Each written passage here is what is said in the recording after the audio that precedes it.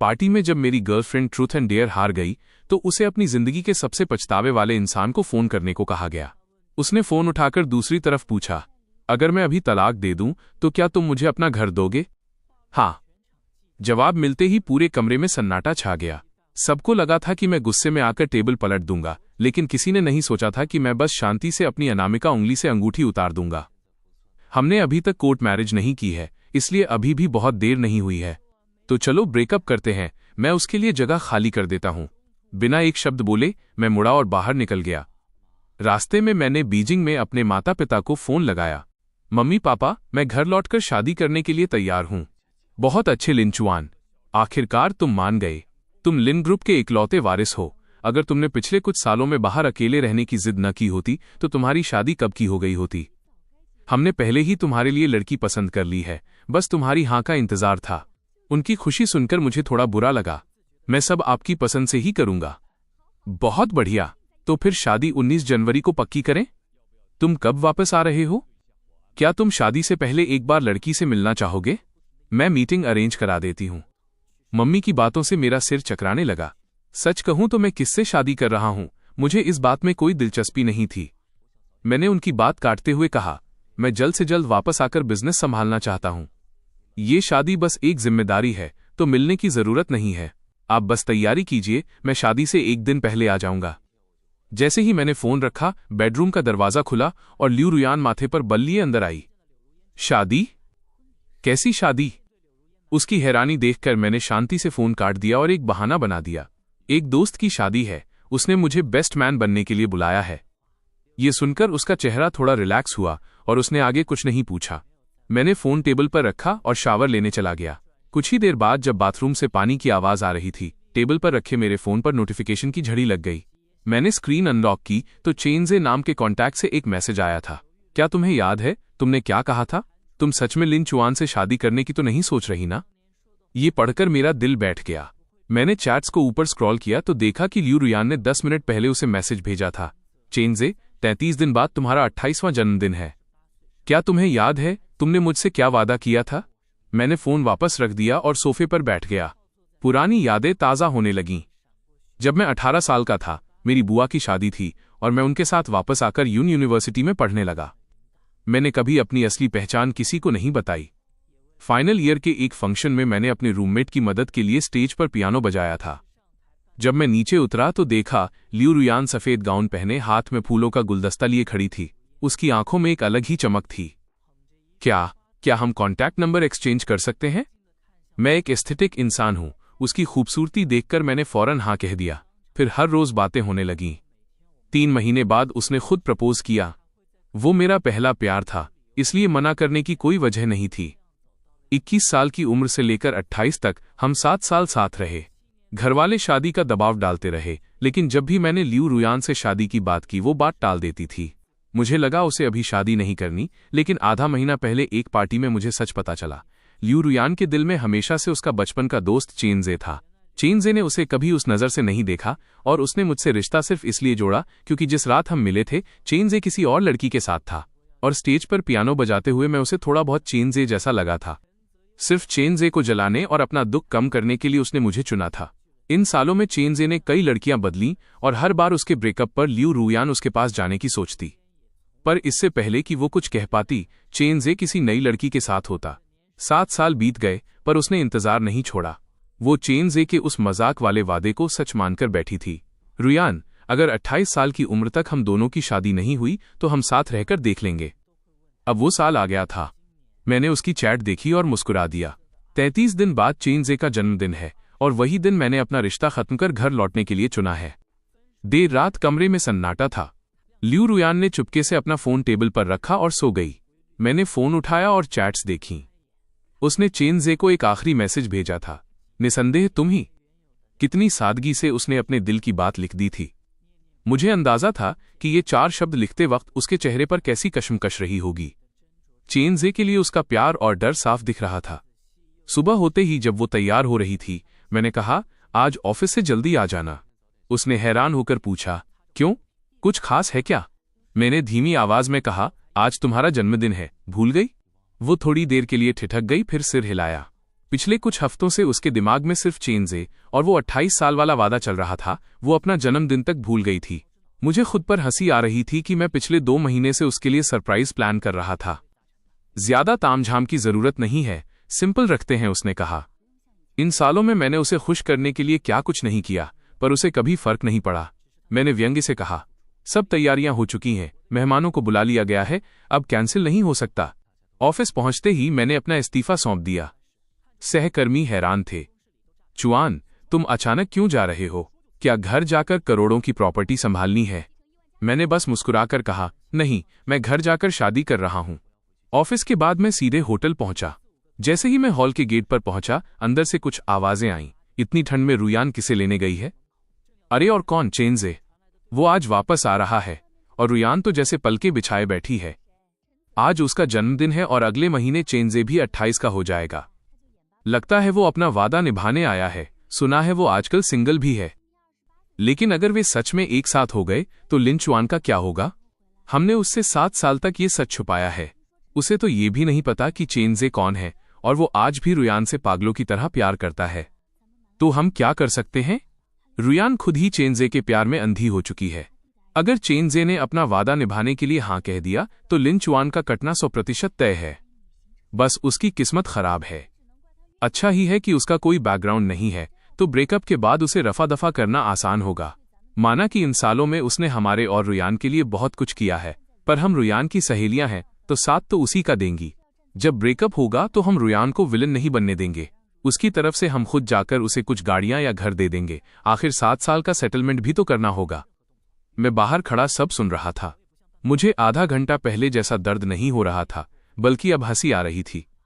Liu रुयान मुझसे breakup करना चाहती है और अपनी सहेलियों को मुझे हैंडल करने के लिए भेज रही है। मैं पिछले 7 साल से आखिर किस तरह के रिश्ते में था? खैर, अफसोस बस इस बात का है कि इस बार छोड़ने की पहल मेरी तरफ से होगी।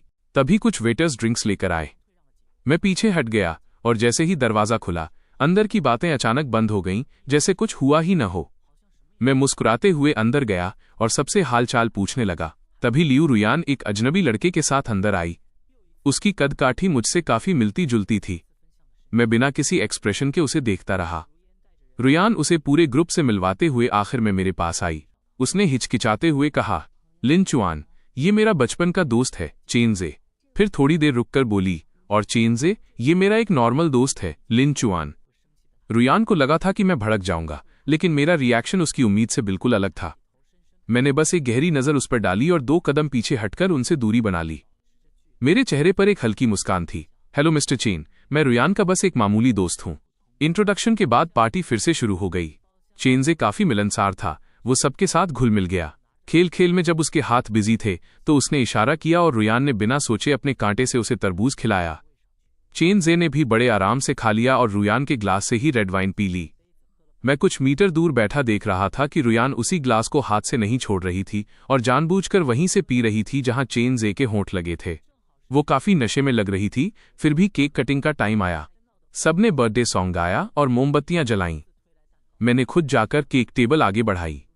28 नंबर की मोमबत्ती देखकर रुयान ने अपना सिर झटककर नशा उतारने की कोशिश की। उसकी नजरें पूरे कमरे में घूमी और फिर चेंजे पर टिक गईं। इस साल मैं कोई विश नहीं मांगूंगी, बल्कि एक सवाल पूछूंगी, उसने चेंजे की आंखों में झांकते हुए कहा। अजय, तुम भी 28 के होने वाले हो, क्या तुम्हारी कोई गर्लफ्रेंड है? कमरे में सन्नाटा छा गया। चेंजे थोड़ा हैरान हुआ और बोला, अभी तो कोई नहीं है। अगले ही पल वहां शोर मच गया। उसकी सहेलियां खुशी से चिल्लाने लगीं और नशे में धुत रुयान को घेरकर नाचने लगीं। मैं चुपचाप बैठा एक अनजान दोस्त का रोल प्ले करता रहा। रात के 12 बजते ही पार्टी खत्म हुई। जब सब चले गए तो मैंने रुयान को सहारा देकर कार में बिठाया। वो नशे में मेरे कंधे पर सिर रखकर अपनी दबी हुई बातें बोलने लगी। वह रोते हुए कह रही थी, प्लीज मत जाओ, मेरे पास रुक जाओ। बाकी सब ठीक है, पर मैं क्यों नहीं? मैंने तुम्हारा सालों इंतजार किया है।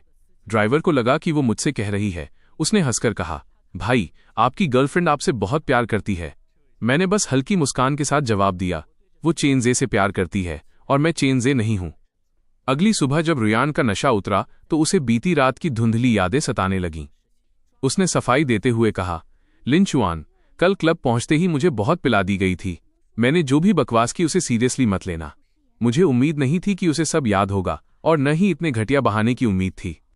पर मैंने शांति से उसका साथ दिया और कहा, कोई बात नहीं, मैं समझता हूं। मेरी खामोशी और कल की नॉर्मल दोस्त वाली बात याद करके उसे घबराहट होने लगी। उसने बात बदलने के लिए कहा, कल मैं सबके साथ बिजी थी और तुम्हें टाइम नहीं दे पाई। क्या तुम नाराज हो?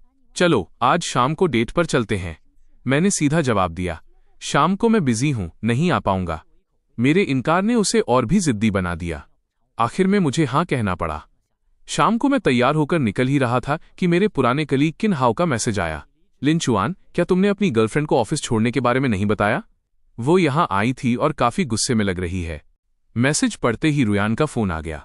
उसकी आवाज फोन में गूंज रही थी, तुम्हारे कलीग कह रहे हैं कि तुमने जॉब छोड़ दी है और तुम शादी करने वाले हो। इससे पहले कि मैं कुछ कहता, वो चिल्लाने लगी, मैंने तुम्हें पहले ही कहा था कि मेरा अभी शादी का कोई इरादा नहीं है। मुझे समझ आया कि वो सोच रही है कि मैं जॉब छोड़कर उस पर शादी का दबाव बना रहा हूं। मैंने शांति से कहा, कलीग्स की बातों को सीरियसली मत लिया करो। मैंने बस थककर ब्रेक लेने के लिए जॉब छोड़ी है।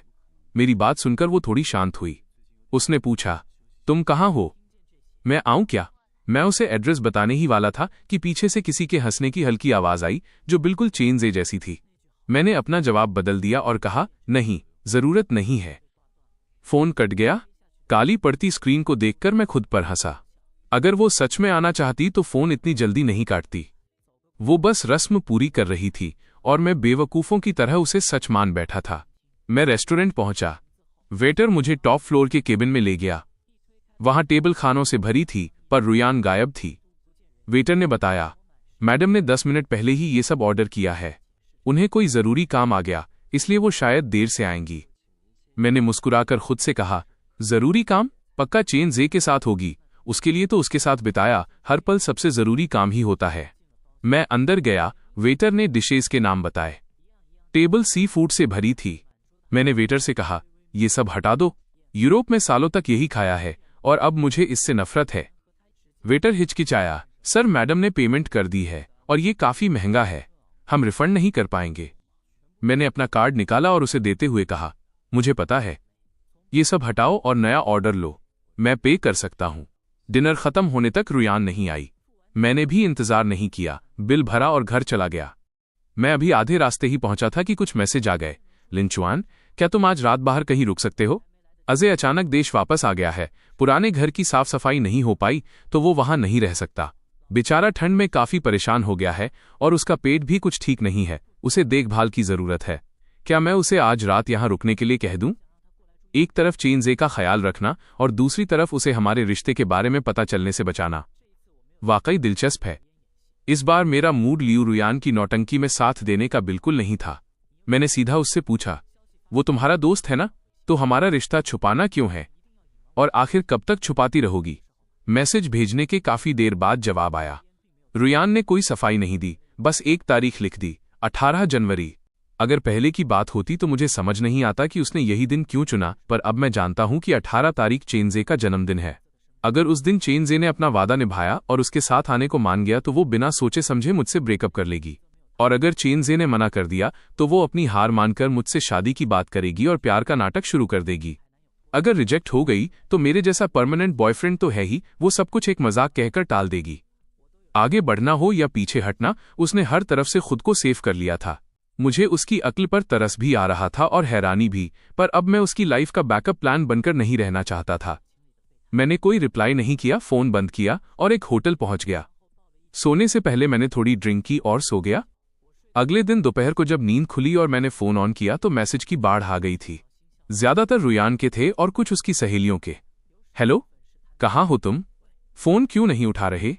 मैसेज का जवाब क्यों नहीं दे रहे? डराओ मत यार, रुयान तुम्हें ढूंढते ढूंढते कल रात से पागल हो रही है। इन इल्जामों को पढ़कर मुझे हंसी आई।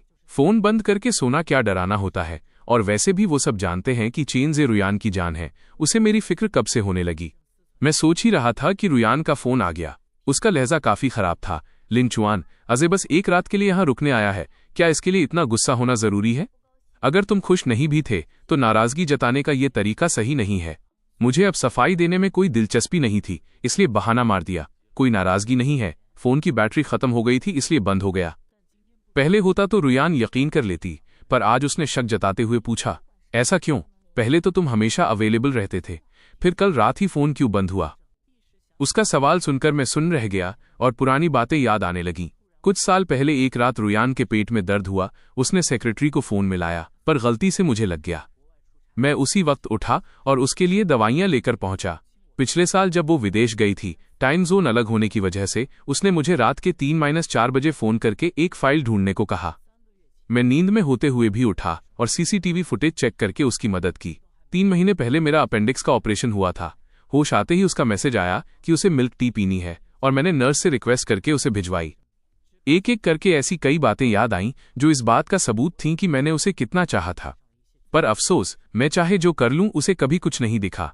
ये सोचते ही मेरी आवाज में थोड़ी कड़वाहट आ गई, शायद इसलिए क्योंकि मैं डरता था कि जब तुम्हें मेरी जरूरत हो मैं वहां न हूं। पर कल तुम्हें मेरी जरूरत नहीं थी।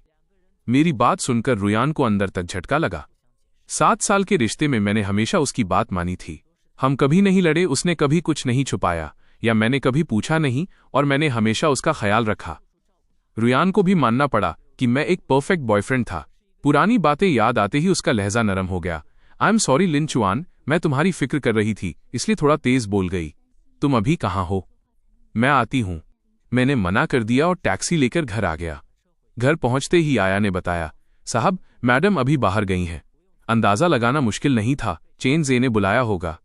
हवा में अब भी उस मर्द के परफ्यूम की महक थी। मैंने कुछ नहीं पूछा, बस आया से कहा कि खिड़की खोल दे ताकि ताज़ी हवा आ सके। अगले 15 दिनों तक मेरी रुयान से कोई बात नहीं हुई। ऐसा लग रहा था जैसे मैं भूल ही गया हूं कि मेरी कोई गर्लफ्रेंड भी है। चेन जे के सोशल मीडिया से मुझे पता रहता था कि वो कहाँ है, पर मैंने न तो उससे पूछा और न ही कोई सफाई मांगी। मेरे लिए अब हर दिन बस एक उल्टी गिनती जैसा था। जो इंसान जाने वाला है उस पर वक्त बर्बाद करने का क्या फायदा? न्यू ईयर की रात बर्फ गिर रही थी। मेरा मूड अच्छा था तो मैंने पूरी रात खिड़की के पास बैठकर फिल्में देखीं। सुबह के वक्त जब बाहर पटाखों का शोर था, मैं थककर कुर्सी पर लेट गया। तभी दरवाजे पर कदमों की आवाज आई। नशे में धुत रुयान घर लौटी थी। वो लड़खड़ाते हुए आई और सोफे पर ढेर सारे शॉपिंग बैग्स पटक दिए। देखो लिन चुआन, मैं तुम्हारे लिए 2 मफलर लाई हूं। बाहर बहुत ठंड है ना?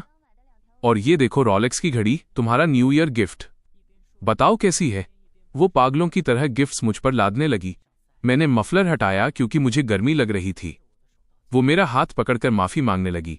सॉरी यार, पिछले कुछ दिनों से बहुत बिजी थी, घर नहीं आ पाई। क्या तुम फिर से नाराज हो? मुझे उस दिन तुम्हें रेस्टोरेंट में अकेला नहीं छोड़ना चाहिए था। लिन चुआन, प्लीज मुझे माफ कर दो। अब हम सब ठीक कर लेंगे। बोलते बोलते वो मुझे किस करने की कोशिश करने लगी। मुझे उसके मुंह से आती शराब की बदबू बर्दाश्त नहीं हो रही थी। जैसे तैसे मैंने उसे बेड तक पहुंचाया। उसके सोने के बाद मैंने लिविंग रूम साफ किया और फोन चेक किया। सोशल मीडिया पर हर कोई न्यू ईयर सेलिब्रेट कर रहा था, पर चेन जे की पोस्ट ने मेरा ध्यान खींचा। उसने 9 तस्वीरों का एक कोलाज डाला था जिसमें वो एक लड़की के साथ बर्फ में था। कैप्शन था, साल की पहली बर्फ और मेरा नया सही और पसंदीदा हमसफर। इसे देखते ही सारा माजरा समझ आ गया। तभी तो रुयान अचानक नशे में घर आई और मुझ पर प्यार बरसाने लगी। उसका क्रश किसी और के साथ सेट हो गया था, इसीलिए उसे इस पुराने खिलौने की याद आई। मेरे चेहरे पर एक कड़वी मुस्कान आई। मैंने घड़ी उतारकर मेज पर रख दी। अगले कुछ दिन रुयान बिल्कुल बदल गई। वो कहीं नहीं गई, बस घर पर रहकर मेरा ख्याल रखने का नाटक करती रही। मेरे पेट में दिक्कत थी तो वो खुद खिचड़ी बनाने लगी। मैंने एक ट्रैवल ऐड देखा तो वो वेकेशन प्लान करने लगी। शायद दिल टूटने के बाद उसे मेरी अहमियत समझ आ रही थी, पर अब मुझ पर इन सब बातों का कोई असर नहीं होने वाला था। मैं बस चुपचाप उसे एक आदर्श प्रेमिका का रोल निभाते हुए देखता रहा। वो मेरे छोटे से काम के लिए इधर उधर भागती रही और मुझे जरा भी बुरा नहीं लगा। इन आखिरी दिनों में वो जो भी कर रही थी उसे मैं अपने पुराने एहसानों का बदला मान रहा था। जब बर्फ रुकी तो मम्मी ने मुझे कुछ सूट के डिजाइन्स भेजे और पूछा कि मुझे कौन सा पसंद है। मैं फोन पर फोटोज जूम करके देख रहा था कि रुयान दबे पांव पीछे आ गई। जैसे ही उसने मेरे हाथ से फोन छीना, उसका चेहरा गुस्से से काला पड़ गया। दूल्हे का सूट? तुम दूल्हे का सूट क्यों देख रहे हो? मैंने बिना पलक झपकाए झूठ बोल दिया।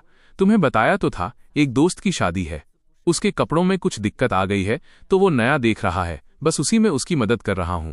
मेरा चेहरा देखकर उसका शक दूर हो गया। उसने फोन वापस दिया और पूछा, मैं भूल गई शादी किस तारीख को है? मैं भी तुम्हारे साथ चलूंगी। उसकी आंखों में एक उम्मीद और गंभीरता देखकर मेरे चेहरे पर एक अजीब सी मुस्कान आ गई। 18 जनवरी। क्या तुम वाकई जाना चाहती हो? तारीख सुनते ही लियू रुयान थोड़ी देर के लिए सुन्न रह गई। मैं बिना पलक झपकाए उसे देखता रहा और उसके जवाब का इंतजार करने लगा। काफी देर की खामोशी के बाद उसने एक फीकी सी मुस्कान के साथ कहा, देखते हैं जैसा उस वक्त ठीक लगेगा।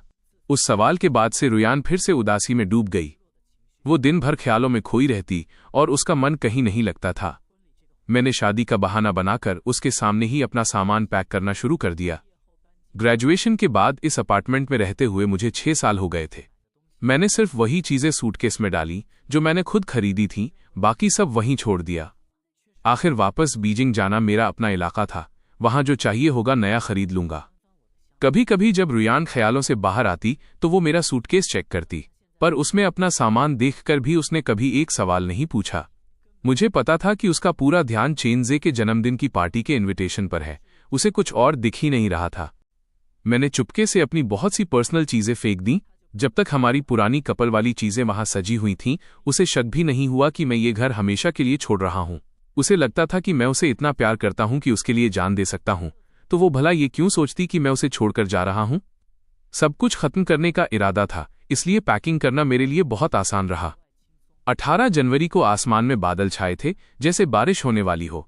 रुयान सुबह जल्दी उठकर सोफे पर बैठ गई और लगातार अपना फोन चेक करने लगी। मैं थोड़ा देर से उठा और नाश्ता करने लगा। आया ने मौसम देखकर पूछा, साहब बारिश होने वाली है, क्या एयरपोर्ट के लिए जल्दी निकलना चाहिए? ये सुनकर रुयान ने सिर उठाया और अनजाने में पूछा, एयरपोर्ट क्यों जा रहे हो?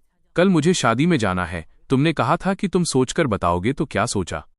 मैंने शांति से उसे देखते हुए कैजुअल अंदाज में बात संभाली। वह कुछ सेकंड चुप रही और फिर बोली, शादी बहुत दूर है, मैं नहीं जा पाऊंगी। चलो मैं तुम्हें एयरपोर्ट छोड़ देती हूं। मुझे इस जवाब की उम्मीद थी। मैंने आखिरी टोस्ट खाया और अपना सामान लेकर निकल गया। रुयान ने अभी कार की सीट बेल्ट लगाई ही थी कि उसके फोन पर एक नोटिफिकेशन आया। उसने झट से फोन चेक किया और उसकी आंखों में वो खुशी चमक उठी जिसे वो लाख कोशिशों के बाद भी नहीं छुपा पाई। उसने बेल्ट खोली और कार से बाहर निकल गई।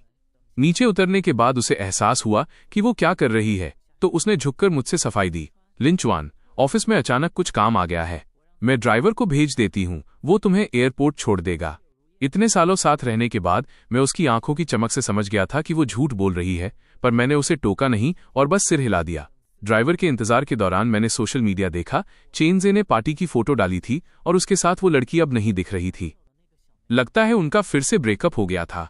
इसका मतलब था कि चेनज़े का वो पुराना वादा कि अगर 28 साल की उम्र तक उसकी शादी नहीं हुई तो वो रुयान के साथ रहेगा, उसके पूरा होने की उम्मीद फिर से जाग गई थी। तभी रुयान इतनी खुश थी। जब ड्राइवर आया तो रुयान भी सफेद रंग की शाम की ड्रेस पहनकर अपनी स्पोर्ट्स कार में सवार हो गई।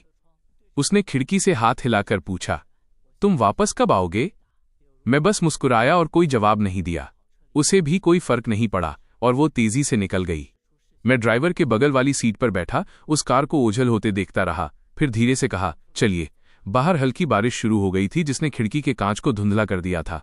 अब कुछ साफ नहीं दिख रहा था। मैंने आंखें बंद की और मन ही मन कहा, अलविदा, अब दोबारा कभी नहीं मिलना। प्लेन में बैठने से पहले पापा का फोन आया, लिंचुआन, तुम कितने बजे पहुंच रहे हो? मैंने ड्राइवर को भेज दिया है। मैंने मना नहीं किया। रात को नींद पूरी नहीं हुई थी, इसलिए पूरे 2 घंटे के सफर में मैं सोता रहा। बीजिंग लैंड करने के बाद मैंने कैप और चश्मा लगाया। जैसे ही एग्जिट गेट से बाहर निकला, किसी ने मुझे आवाज दी, लिंचुआन। मैंने नींद भरी आंखों से सिर हिलाया। मुझे लगा कि अंकल ने किसी ड्राइवर को भेजा होगा। मैंने सामने खड़ी एक खूबसूरत लड़की को देखा और मुझे लगा कि शायद यही ड्राइवर है। मैं गाड़ी में बैठते ही फिर से सो गया। जब नींद खुली तो सामने एक अनजान विला था। मैंने शक के साथ पूछा, ये कहाँ ले आई? ये मेरा घर तो नहीं है। मेरी हालत देखकर शेन यूचू मुस्कुराई, आज ये आपका घर नहीं है, पर कल से होगा। असल में ये हमारा वेडिंग विला है। ये सुनकर मैं हक्का बक्का रह गया। मेरी नींद पूरी तरह उड़ गई। मैंने चश्मा और कैप हटाकर उसे देखा तो उसकी मुस्कुराती आंखों से मेरी नजरें मिली। मेरी हैरानी देखकर वो सब समझ गई और हाथ बढ़ाते हुए कहा, मिस्टर लिन, मेरा नाम शेन यूचू है। मैंने शर्मिंदगी के साथ हाथ मिलाया और कहा, सॉरी, मैं नींद में था तो पहचान नहीं पाया। मैं लिंचुआन हूं। वो हल्के अंदाज में बोली, कोई बात नहीं, हमारे पास एक दूसरे को जानने के लिए आगे बहुत वक्त है। वहीं दूसरी तरफ रुयान पार्टी के बाहर अपनी ड्रेस की सिलवटें ठीक कर रही थी। फोन वाइब्रेट हुआ। ड्राइवर का मैसेज था कि लिंचुआन प्लेन में बैठ चुका है। उसने हिचकिचाते हुए एक मैसेज किया, पहुंचकर बता देना। अपना मन पक्का करके उसने दरवाजा खोला। उसकी नजरें सीधा उस शख्स पर जाकर रुकी जिसके लिए वो तड़प रही थी, चेनजे। उसे देखते ही उसकी धड़कनें तेज हो गईं। वहां कुछ लड़के मजाक कर रहे थे, अजय आज तो उसे मिलवा ही दे, कब तक छुपा कर रखेगा। विश मांगते वक्त सबको सरप्राइज दे देना। रुयान को अपने पिछले बर्थडे की बात याद आई और उसे लगा कि शायद 16 साल की उम्र में किया गया वो मजाक आज सच होने वाला है। वो पूरी पार्टी में यही सोचती रही और घबराहट में काफी ड्रिंक कर ली। जब केक आया तो उसके हाथ कांपने लगे। उसकी सहेलियों ने उसे घेर लिया और कानाफूसी करने लगीं। रुयान, तुम्हारा सपना सच होने वाला है, कैसा लग रहा है? रुयान बस मुस्कुराती रही। तभी एक सहेली ने उसके कंधे पर हाथ रखा और पूछा, पर अगर बात बन गई तो लिन चुआन का क्या होगा? चेनजे की पार्टी में लिन चुआन का नाम सुनते ही रुयान की मुस्कान गायब हो गई और उसे थोड़ा बुरा महसूस हुआ। उसकी सहेलियों ने उसे तुरंत चढ़ाना शुरू कर दिया। अरे छोड़ उसे, अभी ब्रेकअप कर ले। वो एक मामूली लड़का है, उसे संभालना आसान है। अगर वो तमाशा करे तो हम देख लेंगे, तू बस फिक्र मत कर। सबके उकसाने पर रुयान ने फोन निकाला और कुछ टाइप किया, पर सेंड बटन पर उसकी उंगली रुक गई। उसकी सहेलियों ने उसका हाथ पकड़कर बटन दबा दिया। स्क्रीन पर उसके पहले वाले मैसेज पहुंचकर बता देना कि ठीक नीचे नया मैसेज गया, चलो ब्रेकअप करते हैं। उसी वक्त पार्टी में सबने बर्थडे सॉन्ग गाना शुरू किया।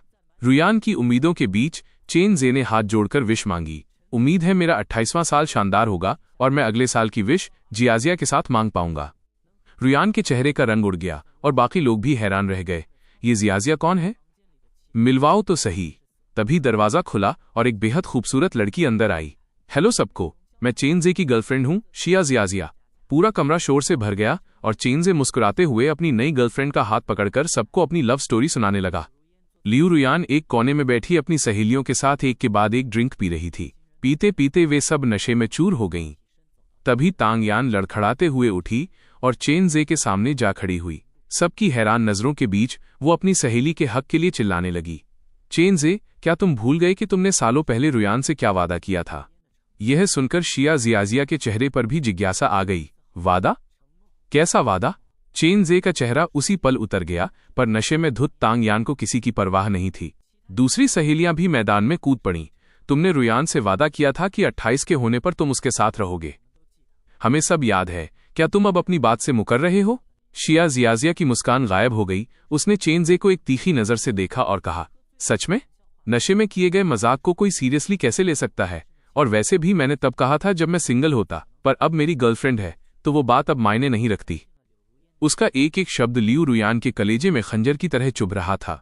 उसने अपना सीना पकड़ लिया जहां बेइंतहा दर्द हो रहा था और सोफे का सहारा लेकर खड़ी हुई। सबकी नजरों के सामने वो पागलों की तरह हंसने लगी। हाँ, सब गलत है। तुम्हारे पास गर्लफ्रेंड है तो मेरे पास भी बॉयफ्रेंड है। सब मजाक था, बस एक मजाक। उसकी बातों से जियाजिया के चेहरे पर फिर से सुकून आ गया। उसने चेनजे का हाथ पकड़ा और रुयान के सामने जाकर ऐसे जताने लगी जैसे कुछ हुआ ही न हो। तो ये बस एक गलत फहमी थी। मैंने सुना है रुयान दीदी का बॉयफ्रेंड है, आज उन्हें साथ क्यों नहीं लाई? रुयान का दिमाग सुन था, पर वो जबरदस्ती मुस्कुराई। वो एक शादी में शामिल होने गया है, उसके पास वक्त नहीं था। जियाजिया ने सिर हिलाया, पर चेनजे की आंखों में एक अजीब सा गुस्सा और शक था। कौन है वो बॉयफ्रेंड? मुझे देश वापस आए इतना वक्त हो गया, तुमने कभी उसका जिक्र तक नहीं किया। चेनजे का चेहरा देखकर रुयान की आवाज ही नहीं निकल रही थी। तांग यान ने तुरंत उसे सहारा दिया और चेनजे को ताना मारते हुए कहा, लिन चुआन ही रुयान का बॉयफ्रेंड है। वही लड़का जो रुयान की बर्थडे पार्टी में सबसे हैंडसम था, वही है उसका बॉयफ्रेंड। चेनजे को वो रात याद आई जब मैंने मुस्कुराकर खुद को मामूली दोस्त बताया था। उसे कुछ गड़बड़ लगी और उसने तंज कसा, पर उस दिन तो दोनों कह रहे थे कि बस दोस्त हैं। तांग यान चिढ़कर बोली, छोटे मोटे झगड़े चलते रहते हैं। चेनजे, तुमने इतनी लड़कियां घुमाई हैं, तुम्हें इतना भी नहीं पता? चेनजे का चेहरा गुस्से से तमतमा उठा। उसने तांग यान को घूर कर देखा और बोला, बात हजम नहीं हो रही? मैंने दुनिया देखी है, इसलिए पूछ रहा हूं। अगर तुम सब कह रही हो कि वही बॉयफ्रेंड है, तो क्यों ना मैं उसे फोन लगाऊं? मुझे भी तो अपने नए जीजाजी से जान पहचान करनी चाहिए। रुयान और उसकी सहेलियों के चेहरे उसी पल काले पड़ गए। उन्हें अभी अभी भेजा गया वो ब्रेकअप मैसेज याद आ गया। उनके चेहरे देखकर चेनजे को यकीन हो गया कि कुछ दाल में काला है। उसने सीधा फोन निकाला और मुझे वॉइस कॉल कर दी। वे औरतें फोन छीनने के लिए आगे बढ़ीं, पर जियाजिया ने बीच में आकर चेनजे का बचाव किया। चेनजे ने बिना डरे फोन का वॉल्यूम फुल किया और लाउडस्पीकर ऑन कर दिया। कमरे में सन्नाटा छा गया। बस फोन की रिंग सुनाई दे रही थी। रुयान ने अपनी मुट्ठियों को भींच लिया। वो मन ही मन दुआ कर रही थी, प्लीज फोन मत उठाना, प्लीज वो मैसेज मत देखना। 1 मिनट तक रिंग बजती रही। रुयान का दिल सीने से बाहर आने को था। जब कॉल अपने आप कटने ही वाली थी तभी फोन उठ गया। मिस्टर चेन, क्या काम है? रुयान का चेहरा सफेद पड़ गया, जबकि चेनजे की आंखों में एक कमीनी मुस्कान थी। कुछ खास नहीं, बस आज मेरा जन्मदिन है। सुना है तुम रुयान के बॉयफ्रेंड हो, सोचा तुम्हें भी पार्टी में बुला लूं। फोन पर कुछ सेकंड सन्नाटा रहा। रुयान की सांसें अटक गई थीं। तभी मेरी आवाज आई, सॉरी, मैं अभी बीजिंग में हूं तो नहीं आ पाऊंगा। मेरी आवाज नॉर्मल सुनकर रुयान को लगा कि मैंने शायद मैसेज नहीं देखा है। उसे थोड़ी राहत मिली, पर मेरी बात अभी खत्म नहीं हुई थी। मैंने हंसते हुए कहा, वैसे मेरा और लियू रुयान का ब्रेकअप हो गया है, तो आप कोई गलत फहमी मत पालना। चेनजे हैरान हुआ, पर उसकी आवाज में मजा लेने वाला अंदाज था। ब्रेकअप कब हुआ? मैंने जवाब दिया, अभी थोड़ी देर पहले, करीब 10 मिनट हुए होंगे। मुझे उसका ब्रेकअप मैसेज मिला है। वहां खड़े लोग अपनी हंसी रोकने की कोशिश करने लगे। चेनजे ने मजे लेते हुए रुयान और उसकी सहेलियों को देखा और कहा, ठीक है, मैं ये खबर उन तक पहुंचा दूंगा। मैंने आगे कहा, शुक्रिया मिस्टर चेन, आपको आपके 28वें जन्मदिन की बहुत बहुत बधाई, और उम्मीद है कि प्यार करने वालों को मंजिल मिले। मैंने जानबूझकर 28वें साल पर जोर दिया ताकि सबको समझ आ जाए कि मुझे अंदर की पूरी बात पता है। किसी की हिम्मत नहीं हुई कि कुछ पूछे। फोन कट गया और कमरे में 5-6 मिनट तक मौत जैसा सन्नाटा रहा। आखिर में जियाजिया ने बात संभालने के लिए रुयान को ड्रिंक ऑफर की। रुयान ने एक ही सांस में ग्लास खाली किया, उसे मेज पर पटका और अपनी सहेलियों के साथ वहां से निकल गई। बाहर निकलते वक्त उसने जियाजिया को किसी से कहते सुना, अजय, क्या ये मिस्टर लिन, बीजिंग वाले लिन हैं? सुना है कि वो वहीं से हैं। क्यों, क्या हुआ? कुछ नहीं, बीजिंग के लिन परिवार का नाम सुना सुना लग रहा है। शायद मेरा वहम होगा। पार्टी से बाहर आते ही सहेलियां रुयान को दूसरे केबिन में ले गईं और ढाढ़स बंधाने लगीं। रुयान, अच्छा ही हुआ जो चेनजे से पीछा छूटा। इसकी 7 सालों में इतनी गर्लफ्रेंड रही हैं कि इसकी शादी में उनके लिए अलग से 10 टेबल लगानी पड़ेंगी। ऐसे प्लेबॉय से शादी करके कोई सुखी नहीं रहता। लिन चुआन ही तेरे लिए बेस्ट है। हाँ, लिन चुआन तो चेनजे से हर मामले में बेहतर है। वो बस आज गुस्से में था, इसलिए उसने ऐसा कहा। तू घर जाकर उसे मना लेना, वो तुझसे इतना प्यार करता है कि मान जाएगा। सहेलियों की बातों से रुयान को थोड़ी तसल्ली मिली। उसने फोन निकाला और बहुत सोच समझकर एक मैसेज टाइप किया, लिन चुआन, मैं बस दोस्तों के साथ गेम खेल रही थी। टास्क ये था कि बॉयफ्रेंड को ब्रेकअप का मैसेज भेजो और फिर किसी और से फोन करवाकर उसका रिएक्शन देखो। तुम इसे सच मत मान लेना। तुम बीजिंग पहुंच गए, होटल मिल गया, या शादी की तैयारियों में बिजी हो। कल वापस आओगे या परसों? मैं तुम्हें लेने आऊं क्या? जब ये मैसेज आया तब मैं शेन यूचू को वेडिंग ड्रेस ट्राई करते हुए देख रहा था। मैंने मैसेज पढ़ा और मेरी हंसी छूट गई। वाह, मौके पर ही क्या कहानी बनाई है। दिमाग तो तेज है, पर अफसोस कि अब मैं इसकी एक बात पर भी यकीन नहीं करने वाला। साफ दिख रहा है कि चेनजे ने जब इसे सबके सामने रिजेक्ट किया तो अपनी इज्जत बचाने के लिए अब मेरे पास आ रही है। मुझे उस कॉल के बारे में सोचकर अफसोस हुआ कि काश मैं वहां मौजूद होता और रुयान का उतरता हुआ चेहरा देख पाता। मैंने एक ठंडी सांस ली।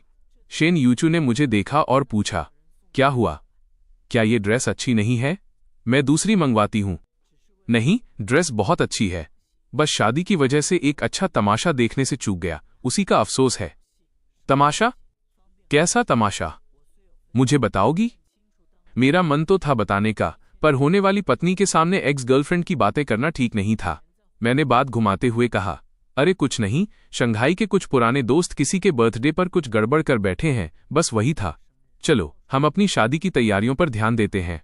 शेन यूचू को लगा कि शायद मैं और कुछ नहीं बताना चाहता, इसलिए उसने भी ज्यादा सवाल नहीं किए और लिविंग रूम से कुछ मीठा लेकर आई। शायद तुम्हें भूख लगी होगी, पहले कुछ खाकर पेट भर लो, फिर काम खत्म होते ही मैं तुम्हें बाहर लेकर चलूंगी। तुम्हारा कुछ खास खाने का मन है? वाकई मुझे काफी भूख लगी है। मैंने यूचू से उसकी पसंद पूछी, सब नोट किया और बाहर जाकर इंतजाम करने लगा। ऑर्डर देते समय मैं ख्यालों में खो गया। जो जानकारी मुझे मिली थी उसके हिसाब से शेन यूचू बीजिंग के मशहूर शेन ग्रुप की तीसरी बेटी है और मुझसे 2 साल छोटी है। उसकी एक बड़ी बहन उससे 2 साल बड़ी है और सबसे बड़ी बहन उससे 5 साल बड़ी है, जो फिलहाल शेन ग्रुप की वाइस प्रेसिडेंट है। यूचू की परवरिश बड़ी बहन की देखरेख में हुई है, इसीलिए वो इतनी शालीन और तमीजदार है। पिछले कुछ सालों से लिन और शेन परिवार के रिश्ते काफी गहरे हुए हैं और घर वालों ने हर तरफ से जांच परख करने के बाद ही इस रिश्ते का प्रस्ताव रखा था। मेरी माँ का कहना था कि यूचू ने मेरी फोटो देखते ही शादी के लिए हाँ कर दी थी, जैसे उसे मैं पहली नजर में पसंद आ गया था। हालांकि मुझे माँ की इस पहली नज़र के प्यार वाली बात पर यकीन नहीं था, क्योंकि मैं तो बस अपना पिछला रिश्ता खत्म करके घर वालों की खुशी के लिए वापस आया था।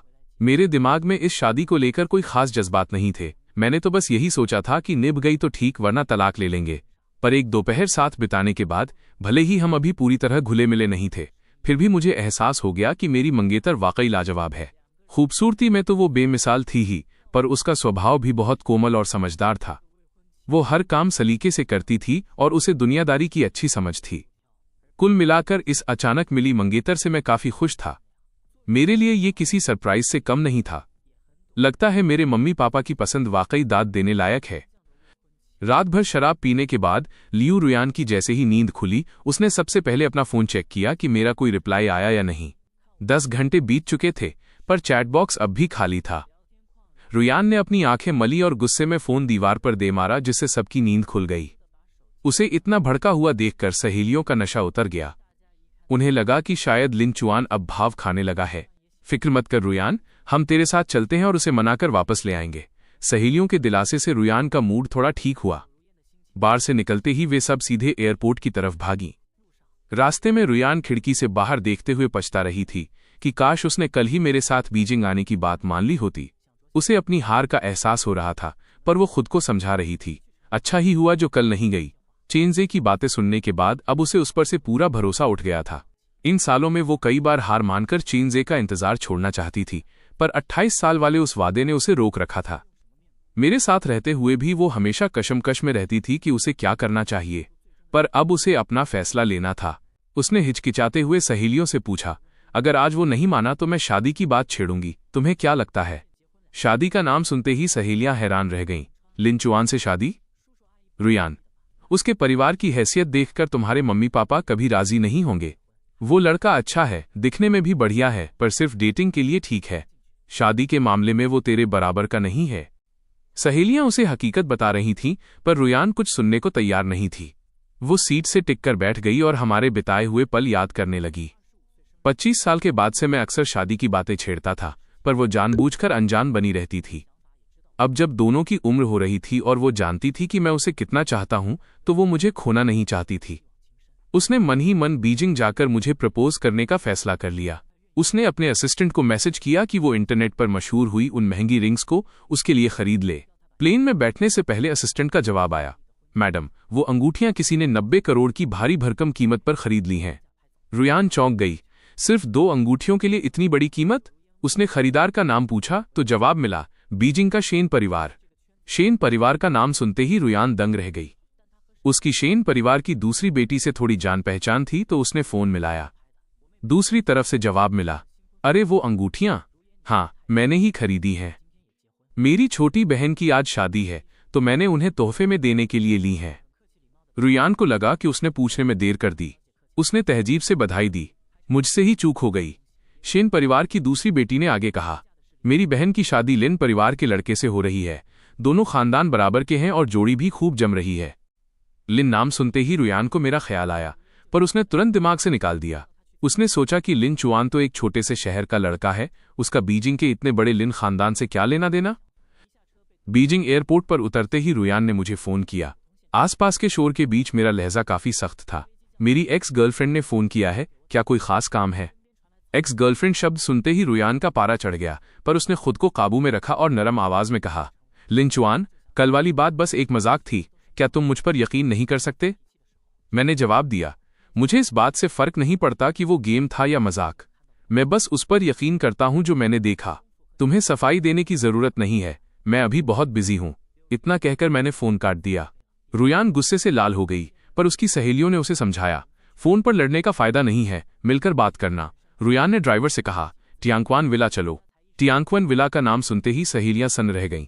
रुयान, ये तो बीजिंग का सबसे पॉश इलाका है। यहां तो सिर्फ वो लोग रहते हैं जो पूरे देश की इकोनॉमी हिला सकते हैं। लिन चुआन के दोस्त की शादी यहां हो रही है?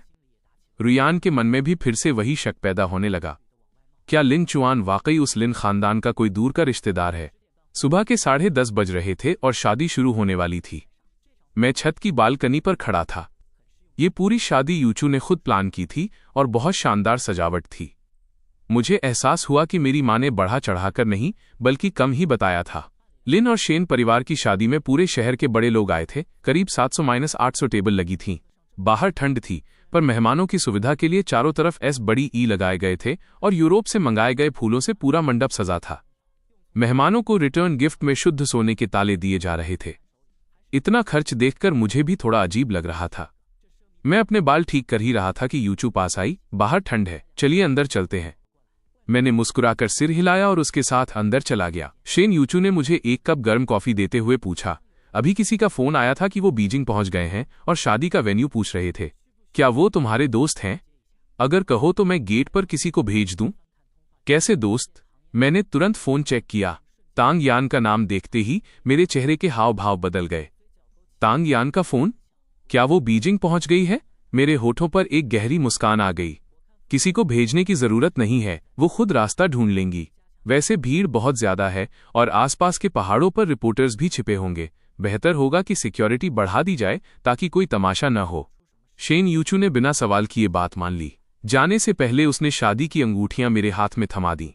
उसके कमरे से बाहर जाते ही मैं अपनी हंसी नहीं रोक पाया। लियू रुयान वाकई मेरी शादी का तमाशा देखने यहां तक चली आई थी। मैंने रिंग बॉक्स खोला। उन अंगूठियों को देखते ही मैं ठिठक गया। ये वही अंगूठियां हैं जो मैंने 2 महीने पहले एक मैगजीन में देखी थीं और रुयान को दिखाई थीं।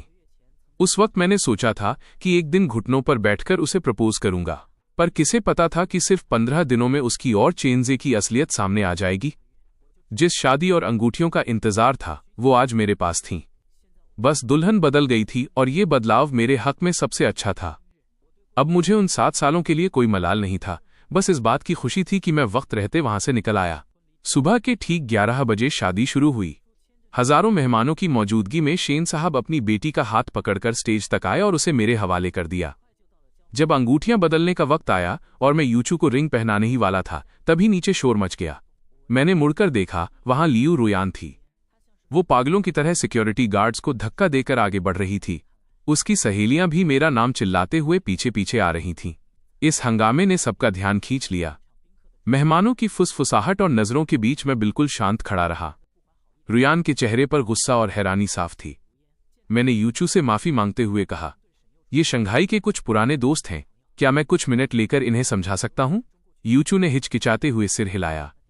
मैंने गार्ड्स को इशारा किया कि उन्हें छोड़ दें। मैं दूल्हे के लिबास में रुयान के सामने खड़ा था। उसने चीखते हुए पूछा, तुमने कहा था कि तुम दोस्त की शादी में जा रहे हो, क्या वो दोस्त तुम खुद थे? मैंने हंसी दबाते हुए कहा, अक्सर जब लोग कहते हैं कि मेरा एक दोस्त है तो उनका मतलब खुद से ही होता है। रुयान गुस्से से कांप रही थी। क्या इसीलिए तुमने मुझसे छुपकर शादी कर ली? छुपकर? रुयान, लिन और शेन परिवार की शादी की खबरें 1 महीने से इंटरनेट पर हैं। क्या तुम आजकल ऑनलाइन नहीं रहती? लिन शेन शब्द सुनते ही रुयान ने झटके से दुल्हन की तरफ देखा। यूचू का चेहरा उसकी बड़ी बहन जैसा था, जिसे रुयान पहचानती थी। उसकी आंखें फैल गईं और वो हकलाने लगी। शेन, यूचू की शादी लिनचुआन से हो रही है, तो फिर लिनचुआन कौन है? उसके पीछे खड़ी तांग यान भी चीख पड़ी, लिनचुआन, तुम बीजिंग के लिन परिवार से हो। मैंने शांति से अपना परिचय दिया। सही पहचाना, मैं बीजिंग लिन ग्रुप का वारिस हूं। लिन आग्नेय और ये सी यिंग, ये सीइंग का इकलौता बेटा, शेन यूचू का पति। अब भी कोई शक है? वहां सन्नाटा छा गया। शंघाई में ये लड़कियां रईस होंगी, पर राजधानी बीजिंग में लिन और शेन परिवार के सामने उनकी कोई हैसियत नहीं थी। काफी देर बाद रुयान ने लड़खड़ाती आवाज में पूछा, तुमने पहले क्यों नहीं बताया? तुमने भी तो बहुत कुछ छुपाया था रुयान, जैसे वो 28 साल वाला वादा। मेरा जवाब सुनकर उसका चेहरा सफेद पड़ गया। वो सफाई देने की कोशिश करने लगी। लिनचुआन, मैं चेनजे को भूल नहीं पाई थी, पर इन 7 सालों में। उसकी बात बीच में ही काटते हुए शेन यूचू ने गार्ड से कहा, इन्हें बाहर ले जाइए। फिर उसने मेरा हाथ थामकर बड़े प्यार से कहा, लिनचुआन, अभी इन बातों का वक्त नहीं है। शादी के बाद हम इन्हें अलग से खाने पर बुला लेंगे, मेहमान इंतजार कर रहे हैं। मैं यूचू के इस फैसले से हैरान था।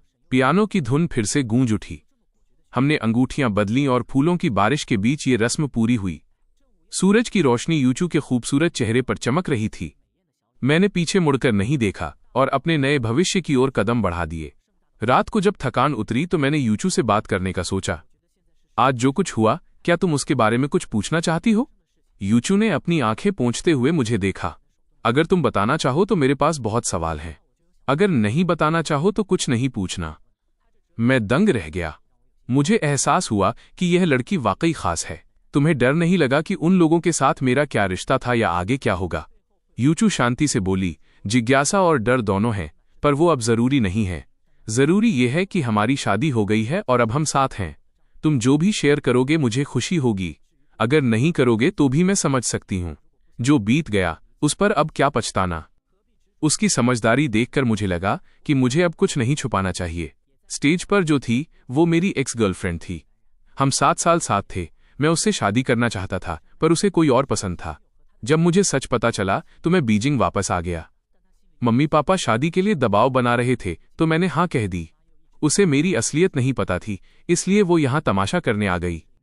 यूचू ने मुस्कुराकर पूछा, कल ब्रेकअप और आज शादी, ये थोड़ा जल्दबाजी नहीं हो गई? मैंने बेफिक्री से कहा, शायद, पर हमारी शादी तो एक बिजनेस डील है। दुनिया के सामने हम पति पत्नी रहेंगे, इतना काफी है। यूचू के चेहरे पर एक फीकी मुस्कान आई। तो तुम्हें फर्क नहीं पड़ता कि तुम्हारी पत्नी कैसी है? ज्यादा नहीं, मेरा मकसद बस लिन ग्रुप को संभालना है। ये सुनकर यूचू का दिल थोड़ा बैठा, पर उसने सिर हिला दिया। उधर रुयान और उसकी सहेलियों को गार्ड्स ने घसीटकर विला से बाहर निकाल दिया था। उनकी सारी रईसी मिट्टी में मिल गई थी।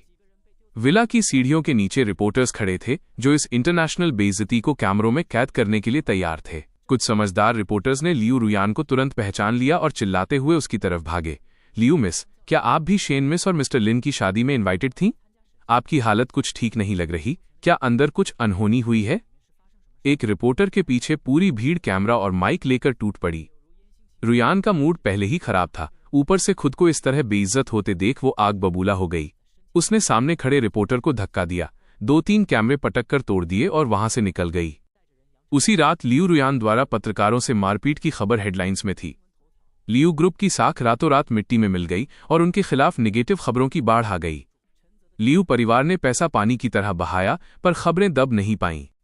तभी चेनजे का फोन आया। रुयान होटल के कमरे में खुद को बंद करके शराब पी रही थी। हेलो रुयान, मैंने न्यूज में देखा कि शेन परिवार की जिससे शादी हुई है वो लिन चुआन है। क्या वो वाकई लिन खानदान का वारिस है? रुयान ने कड़वाहट से कहा, हाँ है। अब क्या?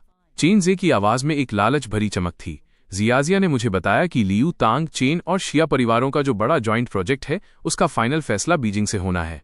तुमने उसके साथ 7 साल बिताए हैं, क्या तुम उससे बात करके ये प्रोजेक्ट हमें दिलवा सकती हो? रुयान का दिमाग भले ही सुन्न था, पर वो पूरी तरह पागल नहीं हुई थी। उसने ठंडी हंसी के साथ कहा, मदद मांगू? वो शेन यूचू से शादी कर चुका है, अब वो मेरी मदद क्यों करेगा? चेनजे ने बेशर्मी से कहा, 7 साल का साथ था यार, कुछ तो पुरानी यादें होंगी ही। तुम कोशिश तो करो। तुम्हारे डैड का अभी फोन आया था, वो कल वाले तमाशे से बहुत गुस्से में हैं। अगर ये प्रोजेक्ट मिल गया तो उनका गुस्सा ठंडा हो जाएगा और वो तुम्हें माफ कर देंगे। रुयान का मन थोड़ा डोला। उसने कोई पक्का वादा तो नहीं किया, पर कोशिश करने की बात कहकर फोन रख दिया। उसने बाथरूम जाकर चेहरा धोया ताकि नशा कम हो सके। कुछ देर बाद तांगयान कमरे में आई और वे दोनों उस प्रोजेक्ट को लेकर प्लानिंग करने लगीं। रुयान खिड़की के बाहर बीजिंग की ऊंची इमारतों को देख रही थी। ये प्रोजेक्ट बहुत बड़ा था और बीजिंग से लेकर शंघाई तक की बड़ी ताकतें इसे हथियाना चाहती थीं। उसे पता चला कि इस प्रोजेक्ट की हेड लिन जियाओ हैं, जो मेरी सगी बुआ हैं। अगर उनके जरिए रास्ता मिल जाए तो काम आसान हो जाएगा। रुयान ने फैसला किया कि वो इस प्रोजेक्ट के बहाने एक बार फिर मुझसे मिलने की कोशिश करेगी। शादी के अगले दिन कोर्ट मैरिज की औपचारिकताएं पूरी करने के बाद मैं सीधा लिन ग्रुप के हेड ऑफिस पहुंचा और वाइस प्रेसिडेंट का पद संभाला। पापा ने अपने सबसे भरोसेमंद सेक्रेटरी और असिस्टेंट्स मेरी टीम में लगा दिए ताकि मैं जल्दी काम सीख सकूं। फाइलों और रिपोर्ट्स में मैं इतना खो गया कि पता ही नहीं चला कि कब रात के 8 बज गए। पूरी बिल्डिंग में सिर्फ मेरे केबिन की लाइट जल रही थी। तभी शेन यूचू अंदर आई। तुम यहां? यूचू ने मुस्कुराते हुए कहा, आज हमारी शादी का दूसरा दिन है। कायदे से तो मुझे हनीमून की छुट्टियों पर होना चाहिए था। मुझे याद आया कि सुबह जब मैंने ऑफिस जाने की बात कही थी तो उसके चेहरे पर एक अजीब सा भाव आया था। अब मुझे समझ आया कि वो क्या सोच रही थी। मैंने शर्मिंदा होकर कहा, पहली बार शादी हुई है ना, तो एक्सपीरियंस नहीं था कि ये सब छुट्टियां भी जरूरी होती हैं। वैसे हनीमून और सेलिब्रेशन तो आम कपल्स के लिए होता है, हमारी तो बिजनेस डील है, तो शायद इसकी जरूरत नहीं। यूचू की आंखों में एक पल के लिए उदासी दिखी, पर उसने तुरंत खुद को संभाल लिया। तुम बिजी हो तो सेलिब्रेशन छोड़ सकते हैं, पर हम पति पत्नी तो हैं ही। क्या लिन वीपी एक डिनर के लिए वक्त निकाल सकते हैं? उसने मजाक में कहा, तो मैं भी मुस्कुरा दिया। हम एक मशहूर वेस्टर्न रेस्टोरेंट पहुंचे।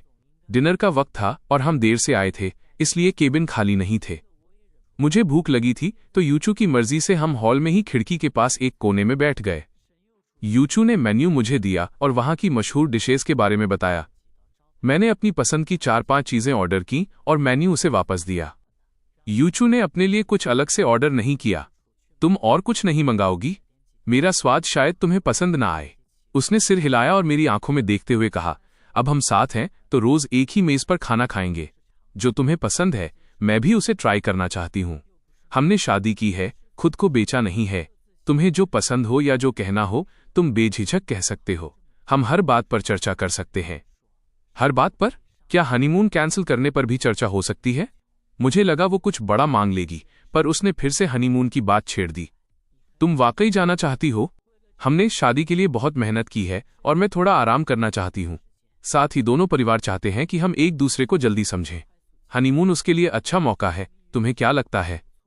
उसकी ईमानदारी भरी बातों के सामने मेरे सारे बहाने धरे के धरे रह गए। यूचू एक बेहतरीन पत्नी थी जो मेरी हर बात का सम्मान करती थी।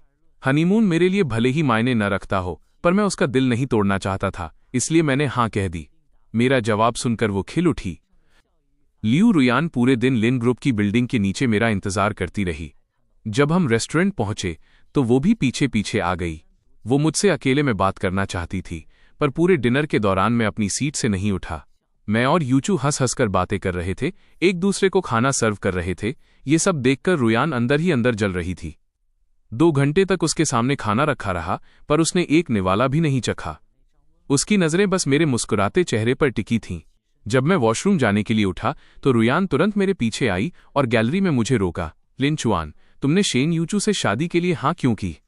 मैंने मुड़कर देखा। मेरी आंखों में हैरानी थी। जहां तक मुझे याद है हमारा ब्रेकअप हो चुका है। मैं शादी करूं या न करूं इससे तुम्हें क्या लेना देना? मेरे इस रूखे बर्ताव से रुयान को लगा कि मैं उसे नीचा दिखा रहा हूं। लिन और शेन परिवार की शादी 1 महीने पहले तय हुई थी। तब हमारा ब्रेकअप नहीं हुआ था, यानी तुमने पहले ही अपना दूसरा इंतजाम कर लिया था। मैंने उसे शांत नजरों से देखा। मैंने 1 महीने पहले ही बीजिंग वापस आकर शादी करने का फैसला कर लिया था, पर तुम्हें बुरा क्यों लग रहा है? तुम 7 साल पहले से चेनजे के लिए मुझसे ब्रेकअप करने की प्लानिंग कर रही थी, तो अगर मैंने 1 महीने पहले अपने भविष्य के बारे में सोच लिया तो इसमें गलत क्या है? रुयान के पास कोई जवाब नहीं था।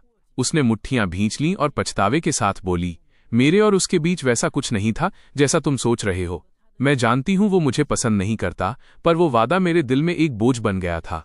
मैं तुम्हारे साथ रहना चाहती थी। मैं तो तुम्हें प्रपोज करने वाली थी, रिंग तक ले ली थी। लिन चुआन, क्या तुम मुझ पर एक बार भरोसा नहीं कर सकते? शायद चेनजे ने तुम्हें लात मार दी, इसलिए तुम्हें इस बैकअप की याद आ रही है, मैंने कड़वाहट से कहा।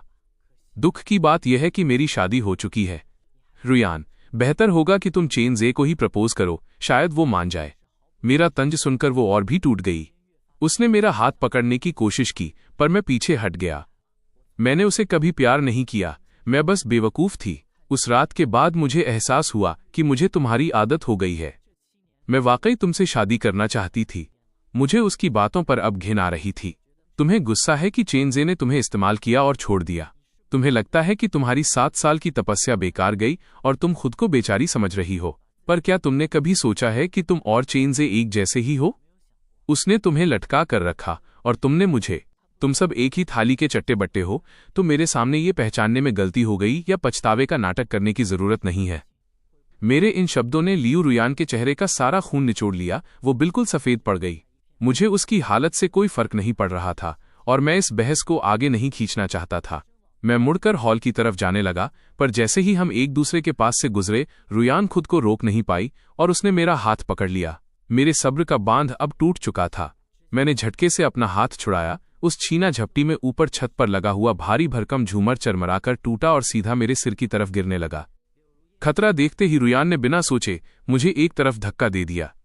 एक जोरदार धमाका हुआ और वो लोहे का भारी झूमर सीधा उसके कंधे पर जा गिरा। मैं कुछ मीटर दूर जा गिरा था, जहां तभी शेन यूचू भागती हुई आई। उसकी नजर जमीन पर पड़ी रुयान पर गई, जो दर्द से तड़प रही थी। रुयान ने अपने दाहिने कंधे को कसकर पकड़ रखा था और उसका चेहरा दर्द के मारे लाल हो चुका था। वेटर और बाकी स्टाफ तुरंत उसकी मदद के लिए दौड़ पड़े। शेन यूचू ने घबराकर मुझसे पूछा कि कहीं मुझे चोट तो नहीं लगी। जब उसे यकीन हो गया कि मैं बिल्कुल ठीक हूं, तब उसने राहत की सांस ली और मेरा हाथ थामकर मुझे वहां से ले गई। हम दोनों को साथ जाते देख जमीन पर पड़ी रुयान ने अपने होंठ भींच लिए। वो कुछ कहना चाहती थी, पर उसका गला रुंध गया था। उसने हार मानकर आंखें बंद कर लीं और उसकी यादों में हमारी पुरानी बातें घूमने लगीं। जब उसे पेट में दर्द होता था तो मैं दिन रात उसके पास बैठता था, डॉक्टरों से बात करता था और उसकी हर छोटी जरूरत का ख्याल रखता था। जब उसे कहीं खरोंच आ जाती तो मैं तुरंत अंडा उबालकर उसकी सिकाई करता। जब उसे नींद नहीं आती तो मैं जागकर उसके साथ म्यूजिक सुनता या सूप बनाता। पहले उसकी हर छोटी बात मेरे लिए सबसे बड़ी थी, पर आज उसने मेरी जान बचाने के लिए खुद को घायल कर लिया और मैं बिना मुड़कर देखे किसी और का हाथ थामकर वहां से चला गया। उस पल रुयान को यकीन हो गया कि मैं अब वो लिन चुआन नहीं रहा जो उसे अपनी दुनिया मानता था। अब मैं उसे प्यार नहीं करता था। घर पहुंचने के बाद मेरा मन थोड़ा शांत हुआ। मैं सोफे पर बैठकर चाय पी रहा था और उस हादसे के बारे में सोचकर अब भी थोड़ा डरा हुआ था। मैं यूचू से कुछ कहना ही वाला था कि तभी देखा कि वो फर्स्ट एड बॉक्स लेकर मेरे पैरों के पास बैठ गई है। मुझे कोई चोट नहीं लगी है, तुम ये बॉक्स क्यों लाई हो? मैंने पूछा। यूचू ने कुछ नहीं कहा, बस चुपचाप मेरी एड़ी की तरफ इशारा किया। मैंने देखा तो पता चला कि कांच के एक टुकड़े से वहां एक छोटी सी खरोंच आ गई थी और थोड़ा खून निकल रहा था। यूचू ने रुई में अल्कोहल लगाया और बोली, थोड़ा दर्द हो सकता है। सच कहूं तो इतनी मामूली चोट पर मैं कभी ध्यान भी नहीं देता, इसलिए यूचू को इतना फिक्रमंद देखकर मुझे थोड़ी झिझक हुई। इतनी छोटी सी चोट तो अपने आप ठीक हो जाती है, तुम बेकार में परेशान हो रही हो। मेरे इतना कहते ही जैसे ही उसने जख्म पर अल्कोहल लगाया, मेरे मुंह से सिसकारी निकल गई। साफ करने के बाद उसने वहां बैंडेड लगा दिया और कहा, मैं अभी वाटरप्रूफ कवर मंगवा देती हूं। अगले 2 दिन नहाते वक्त ध्यान रखना कि जख्म में पानी न जाए, और बाहर जाना हो तो सिर्फ सैंडल ही पहनना। मैं बचपन से ही बुआ के पास रहा, फिर 4 साल कॉलेज और 6 साल का रिश्ता हमेशा अकेला ही रहा। ये पहली बार था जब कोई मेरी इतनी छोटी सी चोट के लिए इतनी बड़ी तैयारी कर रहा था। माहौल को थोड़ा हल्का करने के लिए मैंने मजाक किया, इतनी मेहनत की जरूरत नहीं है, जब तक तुम्हारा सामान आएगा तब तक तो जख्म ही भर जाएगा। यूचू ने अपनी नजरें उठाकर मुझे देखा, उसके चेहरे पर एक अजीब सी गंभीरता थी। आज तुम्हें जो भी खरोंच आई है वो मेरी लापरवाही की वजह से है। मुझे बुरा लग रहा है, चोट चाहे छोटी हो, दर्द तो होता ही है। मैं नहीं चाहती कि इतना सब होने के बाद तुम्हें जरा सी भी तकलीफ हो। शायद मैं थोड़ी ज्यादा फिक्र कर रही हूं, पर सावधानी में कोई बुराई नहीं है। मेरी बात मान लो।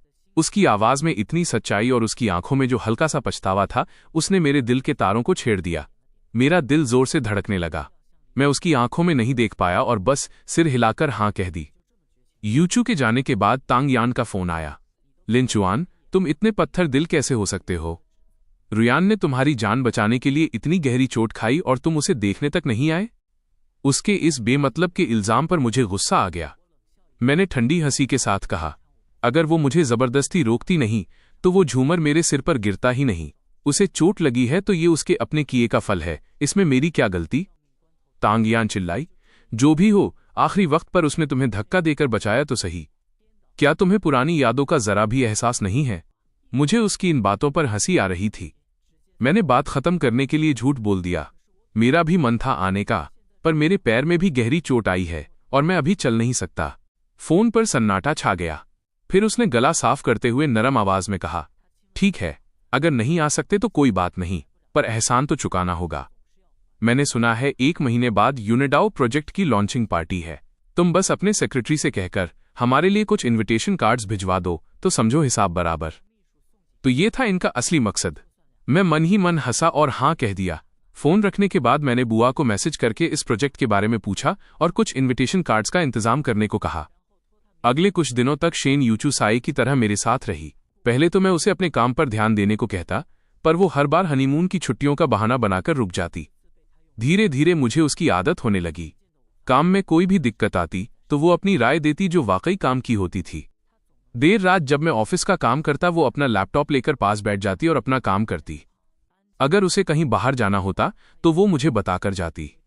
छुट्टियों में वो मुझे डेट पर ले जाती और बीजिंग की नई नई जगहों से रूबरू कराती। आधा महीना बीत गया और नया साल लूनर न्यू ईयर आ गया। लिन और शेन परिवार ने तय किया कि इस बार सब साथ मिलकर त्योहार मनाएंगे। घर में हजारों बातें हो रही थीं, पर सबकी सुई हम दोनों पर ही टिकी थी। मेरी माँ ने बड़े प्यार से हम दोनों को देखा और कहा, लिन चुआन की जिद बिल्कुल अपनी बुआ जैसी है। ग्रेजुएशन के बाद मैंने इसे कितना कहा कि बीजिंग आ जा, पर ये नहीं माना। मैं तो हार मान चुकी थी। यूचू बेटा, अगर ये कभी जिद करे तो थोड़ा संभाल लेना। सबके सामने अपनी बुराई सुनकर मुझे थोड़ा बुरा लगा। मैं सफाई देने ही वाला था कि यूचू ने एक छिला हुआ संतरा मेरे हाथ में रखा और मुस्कुराकर बोली, माँ, आप गलत समझ रही हैं। लिनचुआन जिद्दी नहीं बल्कि बहुत स्वाभिमानी और समझदार हैं। मुझे यकीन है कि वो बुआ के साथ मिलकर लिन परिवार की जिम्मेदारियों को बखूबी निभाएंगे। मुझे तो उल्टा उनसे बहुत कुछ सीखना है ताकि मैं उनके पीछे न रह जाऊं। उसकी बात सुनकर शेन परिवार वाले भी खुश हो गए और मेरी माँ की खुशी का तो ठिकाना ही नहीं रहा। वो हंसी मजाक में बोली, तुम दोनों बस ऐसे ही साथ रहो तो हम खुश हैं, और अगर जल्दी से कोई पोता पोती मिल जाए तो मजा ही आ जाएगा। बड़ों की ये बातें सुनकर मेरे कान लाल हो गए। यूचू ने मेरा चेहरा देखा और बहाना बनाकर मुझे गार्डन की तरफ ले गई। बाहर की ठंडी हवा में जाकर मेरी जान में जान आई और मेरा चेहरा फिर से नॉर्मल हुआ। शेन यूचू के होठों पर एक हल्की सी मुस्कान आई और उसने बात पलट दी, क्या तुम कल शाम की उस पार्टी में जाओगी? हाँ, जाऊंगा। आखिर लियू रुयान को इनविटेशन मैंने ही भिजवाया है, तो मुझे वहां रहकर देखना होगा कि वो अब क्या खिचड़ी पका रही है। तो क्या एक एक्स्ट्रा इनविटेशन मिल सकता है? मुझे भी साथ चलना है। यूचू की बात सुनकर मैंने हैरानी से उसे देखा। प्रोजेक्ट तो अच्छा है, पर तुम और बड़ी बहन तो आजकल युआनचुआन वाले काम में बिजी हो ना? क्या इतने बिजी शेड्यूल में भी तुम इस प्रोजेक्ट की टोह लेना चाहती हो? वो समझ गई कि मैं मजाक कर रहा हूं। उसने पलके झपकाते हुए जवाब दिया, मेरा मकसद प्रोजेक्ट नहीं है। त्योहारों का सीजन है और मैं खाली हूं, तो सोचा तुम्हारे साथ थोड़ा घूम लूंगी। मैंने मुस्कुराकर सिर हिलाया। मेरे पास एक ही कार्ड बचा था, तो मैं उसे लेकर नीचे बुआ के पास गया ताकि एक और कार्ड ले सकूं। शाम के 7 बजे बीजिंग के सबसे बड़े होटल में पार्टी शुरू हुई। बुआ जैसे ही अंदर पहुंची, स्वार्थी और मौकापरस्त लोगों ने उन्हें घेर लिया। मैं उस भीड़ का हिस्सा नहीं बनना चाहता था, इसलिए यूचू का हाथ पकड़कर भीड़ से बचते हुए अंदर निकल गया। हम दोनों वहां किसी काम से नहीं बल्कि बस घूमने आए थे, तो आराम से हॉल में टहलते हुए वाइन और खाने का लुत्फ उठाने लगे। दूसरी मंजिल पर खड़ी लियू रुयान हाथ में शैंपेन का ग्लास लिए रेलिंग से टिकी थी। उसकी नज़र मुझ पर पड़ी, जो यूचू के कान में कुछ फुसफुसा रहा था। इस 1 महीने में उसने खुद को बहुत समझाया था और उसे समझ आ गया था कि मैं अब उसकी पहुंच से बाहर हूं। मैं लिन खानदान का वारिस था और मेरी पत्नी शेन परिवार की बेटी रुयान जानती थी कि वो हम दोनों में से किसी से भी टक्कर नहीं ले सकती। पर हमें इतना करीब और खुश देखकर उसकी जलन फिर से जाग उठी और उसका चेहरा गुस्से से काला पड़ गया। तभी चेनजे ने भी हमें देख लिया। उसकी आंखों में लालच चमक उठा। वो शिया जियाजिया का हाथ पकड़कर नीचे की तरफ भागा। तांग यान ने भी रुयान को खींच लिया और वे चारों हमारे सामने आ खड़े हुए। शेन मिस, काफी वक्त बाद मिलना हुआ। आपकी शादी की बहुत बहुत बधाई। शुक्रिया। यूचू के इस छोटे से जवाब के बाद वहां सन्नाटा छा गया। जियाजिया कुछ बोल नहीं पाई तो उसने चेनजे को इशारा किया। चेनजे ने हाथ हिलाते हुए मुझसे कहा, लिनचुआन भाई, याद है हम 2 महीने पहले मिले थे। मिस्टर चेन, काफी वक्त हो गया। मेरी आवाज सुनकर रुयान ने हिम्मत जुटाकर सिर उठाया और मेरी ठंडी नजरों से नजरें मिलाईं। लिनचुआन, कैसे हो? सुना है उस दिन तुम्हें चोट लगी थी, अब ठीक हो? तुम्हारी मेहरबानी है, अब काफी बेहतर हूं। मेरे तंज भरे लहजे ने रुयान को अंदर तक हिला दिया। उसके चेहरे पर पछतावा साफ दिखने लगा। वो कुछ सफाई देना चाहती थी, पर यूचू ने उसे मौका नहीं दिया। मैं और लिनचुआन बुआ के साथ यहां आए हैं। जियाजिया, मुझे उम्मीद नहीं थी कि तुम यहां मिलोगी। इस कड़कड़ाती ठंड में तुम लोग शंघाई से बीजिंग किस काम से आए हो? यूचू की बात सुनते ही तांग यान ने जियाजिया को कोहनी मारी।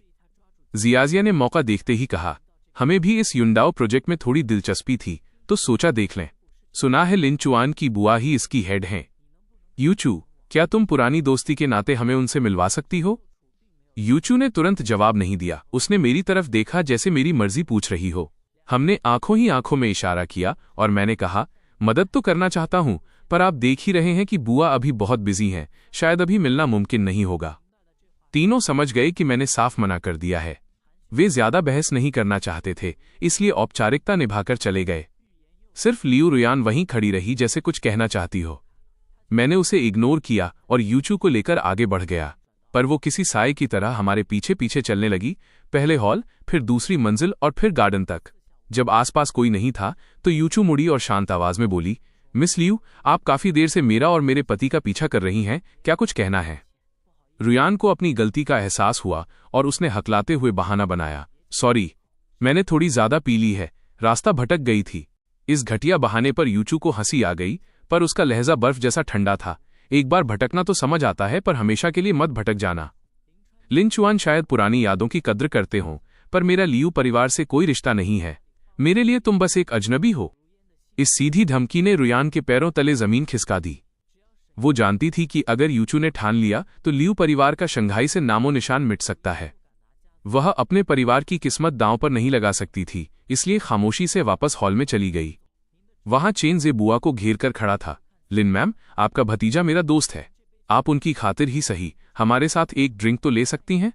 मुझे जैसे ही ये सुनाई दिया, मैं समझ गया कि गड़बड़ होने वाली है। मैं भीड़ चीरते हुए आगे बढ़ा, पर मेरे पहुंचने से पहले ही बुआ ने सिक्योरिटी को बुला लिया था। पूरी पार्टी में सन्नाटा छा गया। बुआ ने कड़क आवाज में कहा, आज की पार्टी प्रोजेक्ट के लिए है, किसी सिफारिश या शॉर्टकट के लिए नहीं। आप सबको इनविटेशन मिला है तो शांति से प्रेजेंटेशन सुनिए। यहां चोर दरवाजे से काम नहीं चलेगा। अगर किसी ने दोबारा ऐसी हरकत की तो उसे बाहर निकाल दिया जाएगा। फिर ये मत कहना कि मैंने इज्जत नहीं दी। जब गार्ड्स उन चारों को बाहर ले जा रहे थे, मैं और यूचू दरवाजे पर ही खड़े थे। हमने एक दूसरे को देखा और मुस्कुरा दिए। हॉल से अनाउंसर की आवाज आई, प्रेजेंटेशन शुरू होने वाली है। मैंने यूचू से कहा, तमाशा खत्म हो गया है, अब यहां रुकने का मन नहीं है, चलो घर चलें। यूचू ने बुआ को एक मैसेज किया और हम वहां से निकल गए। पिछले कुछ दिनों से हम पुराने पुश्तैनी घर ओल्ड मैंशन में ही रह रहे थे। त्योहार की वजह से नौकर भी छुट्टी पर थे। घर बिल्कुल खाली था। हमने सोफे पर बैठकर एक फिल्म देखी। आधी रात के करीब मुझे अचानक त्योहार वाले तांग्युआन स्वीट डम्पलिंग्स खाने की तलब हुई। इतनी रात को सब दुकानें बंद थीं और डिलीवरी भी नहीं मिल रही थी। मैं मायूस होकर फोन की स्क्रीन देखने लगा। मेरी उदासी देखकर यूचू मुस्कुराई। वो किचन में गई और अलमारी से चावल के आटे का पैकेट निकाल लाई। मैं भी एक्साइटमेंट में उसके पीछे भागा। तुम्हें तांग्युआन बनाने आते हैं? यूचू ने मुझे आटा गूंथते देख समझ लिया कि मुझे भी हाथ आजमाना है। उसने 2 एप्रन निकाले। एक पहन लो। मुझे भी ठीक से नहीं पता, पर ट्यूटोरियल देखकर सीख लेंगे, मुश्किल नहीं होना चाहिए। हमने 1 घंटे तक वीडियो देखी और अजीबोगरीब शेप के कुछ तांग्युआन बना ही लिए। पानी उबलने पर मैं उन्हें डालने लगा, पर यूचू ने मुझे हटा दिया कि कहीं मेरा हाथ न जल जाए। घर में चाशनी नहीं थी तो उसने लाल चीनी ब्राउन शुगर डालकर काम चलाया। जब कटोरे मेज पर आए तो रात के 12 बज चुके थे। मैंने अपने कटोरे से सबसे बड़ा तांग्युआन चम्मच में उठाया और यूचू को चिढ़ाने लगा। सबसे बड़ा मेरे पास है, यानी इस साल मेरी किस्मत चमकने वाली है। यूचू मुझे देख रही थी। मैंने एक बड़ा निवाला लिया, पर मेरे चेहरे की चमक अचानक गायब हो गई। यूचू ने पूछा, क्या हुआ, अच्छे नहीं बने? मैंने अपनी आंखें घुमाई और झूठ मूठ का सिर हिलाते हुए चम्मच उसकी तरफ बढ़ाया। बहुत टेस्टी हैं, तुम ट्राई करोगी? यूचू ने बस एक नज़र देखी और समझ गई कि मेरा बनाया हुआ वो नींबू के साइज का तांग्युआन अंदर से कच्चा है, पर उसने एक पल भी नहीं सोचा। उसने अपना सिर झुकाया और वो आधा कच्चा तांग्युआन खा लिया। उसकी बेवकूफ़ी देखकर मैं अपनी हंसी नहीं रोक पाया। मैंने अपना चेहरा हाथों से छुपा लिया। सच बताओ, मज़ा आया ना? यूचू के चेहरे पर एक चमक थी। उसने थम्सअप दिखाते हुए कहा, वाकई बहुत अच्छे हैं, मीठे और थोड़े सख्त, बिल्कुल मेरे टेस्ट के। उसकी आंखों की चमक देखकर मुझे समझ नहीं आया कि वो सच कह रही है या झूठ। मैंने अपनी चम्मच छोड़ दी और शरारत में उसका चेहरा पकड़कर उसका मुंह खोलने की कोशिश की ताकि देख सकूं कि उसने वाकई निगला है या नहीं। यूचू ने झट से सब निगल लिया। जब मैंने उसका मुंह खुलवाया तो वहां कुछ नहीं था। मैं मायूस होकर बोला, झूठ बोल रही हो, वो कच्चा था ना? हंसी मजाक और छीना झपटी में हम दोनों सोफे से नीचे कालीन पर गिर पड़े और खिलखिलाने लगे। हम एक दूसरे को देख रहे थे। हमारी सांसें आपस में उलझ रही थीं। लिविंग रूम में बस फिल्म के अंत का संगीत गूंज रहा था और खिड़की के बाहर पटाखों की रुक रुक कर आती आवाजें थीं। मैंने पहले खुद को संभाला और हड़बड़ाहट में कालीन से उठने की कोशिश की, पर शेन यूचू ने धीरे से मेरी कलाई पकड़ ली। उसकी उंगलियां कोमल और गर्म थीं, बिल्कुल उसके व्यक्तित्व की तरह शांत और शालीन, जो अनजाने में ही मेरे दिल के सबसे कोमल कोने में जगह बना लेती थीं। लिन चुआन, उसने पहले चुप्पी तोड़ी। उसकी आवाज बहुत धीमी थी, पर हर शब्द साफ था। तांग्युआन कच्चे थे, मैंने तुमसे झूठ नहीं बोला था। मैं ठिठक गया, फिर खिलखिलाकर हंसा और वापस कालीन पर बैठ गया। उस नजदीकी से मैंने उसकी आंखों में झांका। मैंने उसे शादी में मुश्किल हालात संभालते देखा था, ऑफिस में फाइलों के साथ सलीके से काम करते देखा था और मेरी एक छोटी सी चोट पर फिक्रमंद होते देखा था, पर उसकी आंखों में ऐसी बेपनाह कोमलता मैंने पहले कभी नहीं देखी थी। तो फिर तुमने उन्हें खाया क्यों? क्योंकि वो तुमने दिए थे, यूचू ने बड़ी सादगी से कहा और हाथ बढ़ाकर धीरे से मेरा चेहरा थामा। सच तो यह है कि मैं तुम्हें पसंद करती हूं, और जितना तुम जानते हो उससे कहीं पहले से। उसने आगे कहा, बहुत सालों पहले से। मेरी हरकतें अचानक थम गईं। मेरी आंखों की मुस्कान अभी गायब नहीं हुई थी, पर अब उनमें हैरानी भर गई थी। मुझे हमेशा लगता रहा कि ये शादी परिवारों की पसंद और बराबरी का मामला थी। मैंने कभी नहीं सोचा था कि इस जल्दबाजी में हुई शादी के पीछे करीब 10 साल पुराना कोई राज छिपा होगा। शेन यूचू ने मेरी हैरानी देखी और मुस्कुरा दी। वह अपने दिल में बरसों से दबाकर रखा वो राज उस इंसान को सुनाने लगी जिसका उसने बहुत इंतजार किया था। जब तुम 18 साल के थे, तुम्हारी बुआ शादी करने के लिए देश वापस आई थीं। मैं अपने परिवार के साथ उस दावत में गई थी। उस दिन पूरा हॉल मेहमानों से भरा था। बीजिंग के बड़े बड़े लोग लिन परिवार से मेल जोल बढ़ाने में लगे थे। सिर्फ तुम थे जो एक कोने में चुपचाप बैठे अपनी बुआ का वो वाद्य यंत्र इंस्ट्रूमेंट ठीक कर रहे थे जिसे उन्हें स्टेज पर बजाना था। तुम्हारी उंगलियां जब तारों पर थीं और तुम्हारी नजरें झुकी हुई थीं, तब खिड़की से आती धूप भी जैसे तुम पर ही ठहर गई थी। उस वक्त मैंने सोचा था कि कोई इंसान इतना सादगी भरा और अपनी धुन का पक्का कैसे हो सकता है जिसकी आंखों में इतनी शांति और मासूमियत हो। उस दिन के बाद से मैं हमेशा तुम्हें दूर से देखती रही। मुझे पता था कि तुमने बीजिंग की ऐशो आराम वाली जिंदगी छोड़कर युंडा यूनिवर्सिटी में पढ़ने का फैसला किया। मुझे पता था कि तुमने कॉलेज के फंक्शन में परफॉर्म किया और सब तुम्हें कितना पसंद करने लगे। मुझे ये भी पता था कि तुम एक बहुत लंबे रिश्ते में हो और तुमने अपनी सारी कोमलता और सब्र किसी और पर न्योछावर कर दिया है। उसकी आवाज शांत थी, पर उसमें एक हल्का सा दर्द छिपा था। मैं सिर्फ तुम्हें दूर से देख सकती थी, पास आने की न तो हिम्मत थी और न ही कोई हक। मैं बस सोशल मीडिया पर तुम्हारी पसंद नोट कर लेती और दूसरों से तुम्हारे बारे में जो कुछ सुनने को मिलता उसे दिल में संजो लेती। तुम्हें किसी और को 7 साल तक प्यार करते देखा और उन 7 सालों में मैंने तुम्हारा इंतजार किया। इसीलिए जब तुम्हारी मम्मी मेरे पास शादी का प्रस्ताव लेकर आई तो मैंने 1 सेकंड भी नहीं सोचा। मैं कभी लिन ग्रुप के वारिस से शादी नहीं करना चाहती थी, न ही मुझे किसी बिजनेस पार्टनर की तलाश थी। शुरू से आखिर तक मेरा मकसद सिर्फ तुम थे, लिन चुआन। उसने अपनी नजरें उठाईं और मेरी कांपती हुई नजरों से मिला दी। उसकी आंखों में इतनी मोहब्बत थी कि जैसे छलक जाएगी। मैंने 10 साल इंतजार किया ताकि मुझे एक बार हक से तुम्हारे पास खड़े होने और तुम्हारा ख्याल रखने का मौका मिल सके। मेरी धड़कनें बेकाबू हो गईं और आंखों में नमी छा गई। 7 साल के उस पिछले रिश्ते में मैं हमेशा देने वाला और इग्नोर किया जाने वाला इंसान था। मुझे लगता था कि मेरी वफादारी की किस्मत में सिर्फ धोखा लिखा है, पर मैंने कभी नहीं सोचा था कि कोई ऐसा भी है जिसने मुझे बिना बताए मेरी हर छोटी बात को दिल में जगह दी और 10 साल तक मुझसे खामोश मोहब्बत की। आज मुझे उन सब इत्तफाकों का जवाब मिल गया था। उसे पता था कि मैं सी फूड नहीं खाता। उसे पता था कि देर रात काम करते वक्त मुझे शहद वाला गर्म पानी चाहिए। उसे पता था कि मेरे शांत स्वभाव के पीछे एक जिद्दी और संवेदनशील इंसान छिपा है। ये कोई कुदरती बात नहीं थी। उसने सालों तक मेरे बारे में एक एक बात याद की थी। मैंने धीरे से उसे अपनी बाहों में भर लिया, जैसे डर हो कि कहीं ये कोई सपना न हो। मैंने अपना सिर उसके बालों पर टिकाया और रुंधे हुए गले से कहा, यूचू, मुझे माफ कर देना, मैं आने में बहुत देर कर दी। मैंने एक गलत इंसान के लिए 7 साल बर्बाद कर दिए और उस लड़की का 10 साल का इंतजार नहीं देख पाया। शुक्र है कि मैं सही वक्त पर मुड़ गया और शुक्र है कि वो अब भी मेरा इंतजार कर रही थी। देर नहीं हुई। यूचू ने मुझे कसकर पकड़ लिया और अपना चेहरा मेरे सीने पर टिका दिया। मेरी धड़कनों को सुनते हुए उसने मुस्कुराकर कहा, जब तक आखिर में तुम मिल रहे हो तब तक कोई भी इंतजार लंबा नहीं है। खिड़की के बाहर पटाखे गूंज उठे और उनकी रोशनी कांच के साथ साथ हम दोनों की आंखों में भी चमकने लगी।